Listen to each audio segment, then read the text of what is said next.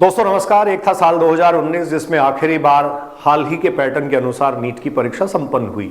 जी हां, NEET UG 2025 में आपको पता है एग्जाम पैटर्न बदल दिया गया है। बहुत सारे वीडियो जब तक आप देख चुके हैं जिसमें पेपर के डिफिकल्टी लेवल से लेकर कुछ एक ने तो कट ऑफ भी जारी कर दिया है। लेकिन क्या आपको ये पता है नीट यूजी 2014 से लेकर मतलब जब AIPMT हुआ करता था 14 से लेकर 24 तक कट ऑफ में क्या परिवर्तन आए, पेपर का कट ऑफ से क्या संबंध है, डिफिकल्टी लेवल से क्या संबंध है और ये नीट का भविष्य क्या पुराने दिनों की याद दिलाने जा रहा है। वो पुराने दिन, वो सुहाने दिन, उनकी बात इस वीडियो में मैं आज आपसे करूंगा। इस वीडियो का इंडेक्स जो रखा गया है आप देखिए। सबसे पहले हम बात करेंगे नीट पेपर के पैटर्न की जो आप सब जानते हैं। नीट कट ऑफ 2014 टू 24 इस वीडियो में स्पेसिफिकली विशेष तौर पर स्टूडेंट्स मैं आपसे जो डिस्कस करने जा रहा हूं वो ये है 2014 से 2024 के बीच कट ऑफ क्या था। और उससे भी ज्यादा जरूरी बात, क्या 180 क्वेश्चंस का पेपर पैटर्न जब था तब कट ऑफ कम रहा करती थी और उसके बाद जो कट ऑफ है उसमें इंप्रूवमेंट देखा गया। जी हां, डेफिनेटली ऐसा हुआ। तो before and after cut off क्या रहा ये बात हम करेंगे। थोड़ा सा पेपर के डिफिकल्टी लेवल और फाइनल स्ट्रेटेजी पर भी बात करेंगे। तो आइए कंटिन्यू करते हैं। सबसे पहले हम बात करते हैं पेपर का पैटर्न। जैसा आप जानते हैं NTA ने नोटिफिकेशन जारी करके ये क्लियर कर दिया है कि जो पेपर पेन या आप कह सकते हैं पेपर पेंसिल मोड पे जो एग्जाम होने जा रहा है इस एग्जाम का ड्यूरेशन अब 3 घंटे ही है। ये आप ध्यान रखें, जैसा मैं आपको कह भी रहा हूं कि 3 घंटे का एग्जाम ड्यूरेशन होना डेफिनेटली 3 आवर्स का एग्जाम ड्यूरेशन होना डेफिनेटली कहीं ना कहीं इस बार के स्कोर को प्रभावित करेगा। ये जो स्कोर है इस पे कहीं ना कहीं आपको इंपैक्ट देखने को मिलेगा। टोटल 180 क्वेश्चंस हैं। क्वेश्चंस पहले भी आपको पता है 180 ही करने होते थे, लेकिन आपके पास चॉइस होती थी। हर एक सब्जेक्ट में आपको वही 45 क्वेश्चंस मिलेंगे 180 मार्क्स के साथ। तो 720 आउट ऑफ 720 क्या अब पॉसिबल है। और आप जान लीजिए कि जब आखिरी बार ये पेपर हुआ था तो भारत के टॉपर का स्कोर मतलब ऑल इंडिया रैंक फर्स्ट जो थी उसका स्कोर था 701। ठीक है, तो क्या नीट के पुराने दिन लौटने को हैं या पुराने दिन लौट आए हैं, आइए बात करते हैं। आपके सामने अगला कट ऑफ है नीट और AIPMT कट ऑफ मार्क्स। देखिए इसी पे हमें विश्लेषण एक तरीके से करना था। स्टूडेंट्स आप देख सकते हैं AIPMT 2014 में हुआ 490 कट ऑफ मार्क्स रहे। अच्छा, एक बात मैं पहले ही आपको यहां क्लियर कर दूं क्योंकि कई सारे लोग जरूरत से ज्यादा जब सोचने लग जाते हैं तो वो पहले से ही ऑब्जेक्शंस फ्रेम कर लेते हैं। यहां number of students, number of aspirants मैं मेंशन कर देता हूं, number of aspirants and number of seats जो हैं वो डेफिनेटली मैटर करती हैं। MBBS की सीट्स कितनी रही हैं और एस्पिरेंट्स कितने अपीयर हुए हैं ये डेफिनेटली मैटर करता है। सिर्फ एक इंडिकेशन है आपके पास ये कि AIPMT 14 में 490 नंबर कट ऑफ थी। AIPMT 15 में अगर देखें तो 506 ये पेपर दोबारा हुआ था। नीट 16 में अगर आप देखेंगे तो 510 थी, 558 17 में थी, 537 18 में थी और 2009 में जब माफी चाहूंगा 2019 में जब आखिरी बार सेम पैटर्न मतलब 2025 के पैटर्न के हिसाब से एग्जाम हुआ तो कट ऑफ थी 582। अब बहुत सारे स्टूडेंट्स बढ़ गए हैं। अब क्या हो सकता है 2020 में 611। देखिए ये कोविड के बाद से, जैसे ही कोविड के बाद सिलेबस के डिडक्शन का आप मान लीजिए थोड़ा बहुत इंपैक्ट था, पेपर के कॉम्प्रिहेंसिव होने का इंपैक्ट था और सेक्शन बी की चॉइस का इंपैक्ट था। तो ये आप देखिए स्कोर सबसे पहली बार 611 गया, लेकिन 611 के बाद ये 595 596 यहां सीटें जो बढ़ने का दौर है वो लगातार जारी रहा, लेकिन बहुत ज्यादा मेजर चेंज नहीं आया। हर बार 4-5 हजार के आसपास सीट्स जो है वो इंप्रूव होती रही। नीट यूजी 2021 में 595 और 22 में 596 मतलब ऑलमोस्ट ये स्टेबल हो गया, लेकिन 23 में वापस ये 610 गया और 24 का हाल आप सब जानते हैं जिसमें 600 से ऊपर ही 80,000 से ज्यादा स्टूडेंट्स थे। तो 25 में ये क्या हो सकता है। देखिए 2 से 3 बातें बहुत क्लियर हैं।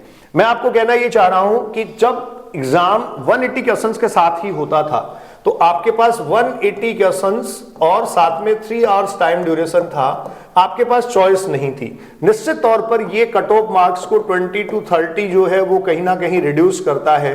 ये कम से कम आपको 3 से 4 क्वेश्चन तो डेफिनेटली आप ये कह सकते हैं नीचे ला देता है।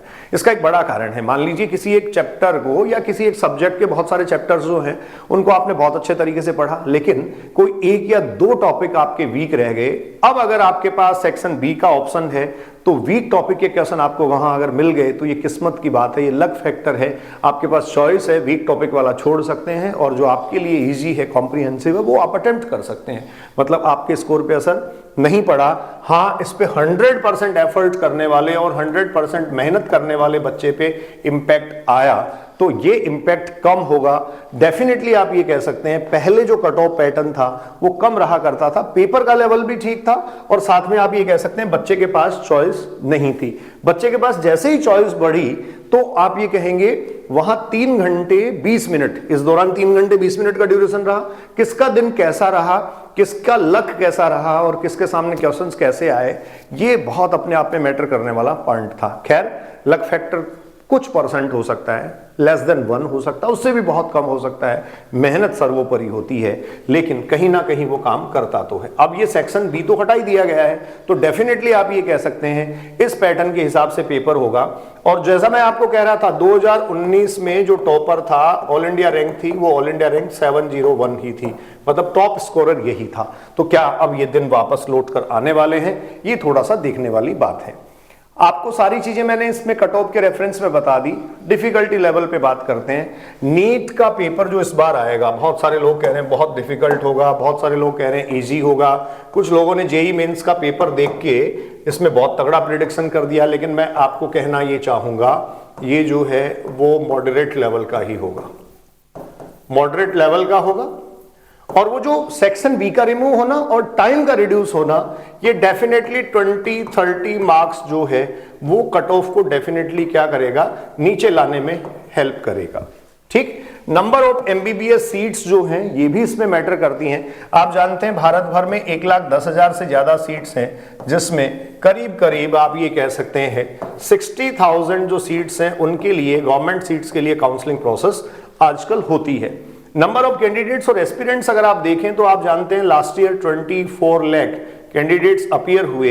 ये आंकड़ा हो सकता है 25 लाख से ऊपर हो, लेकिन इनके अपीयर होने से या अपीयरेंट्स जो हैं, एस्पिरेंट्स जो हैं, उनका नंबर अगर बढ़ भी जाता है कुछ, तो उससे कोई मेजर चेंजेस जो हैं वो आने वाले नहीं हैं। ठीक है, अब स्टूडेंट्स फाइनल स्टेटमेंट पे आते हैं कि अब किया क्या जाए। देखिए, आप जनवरी के लास्ट फेज में हैं, फेब आपके सामने आ रहा है, फेब, मार्च और अप्रैल 3 महीने आपके पास हैं। आप जो कर सकते हैं बेस्ट वो ये है कि सबसे पहले तो अपनी रिवीजन स्ट्रेटेजी जो है उसको फ्रेम करिए। आप जब सुबह उठते हैं, मॉर्निंग में उठने से लेकर, जो मॉर्निंग में उठने से लेकर सोने तक का एक अपना शेड्यूल जो है, मॉर्निंग टू नाइट, वो अपना एक शेड्यूल डिटरमाइन करिए।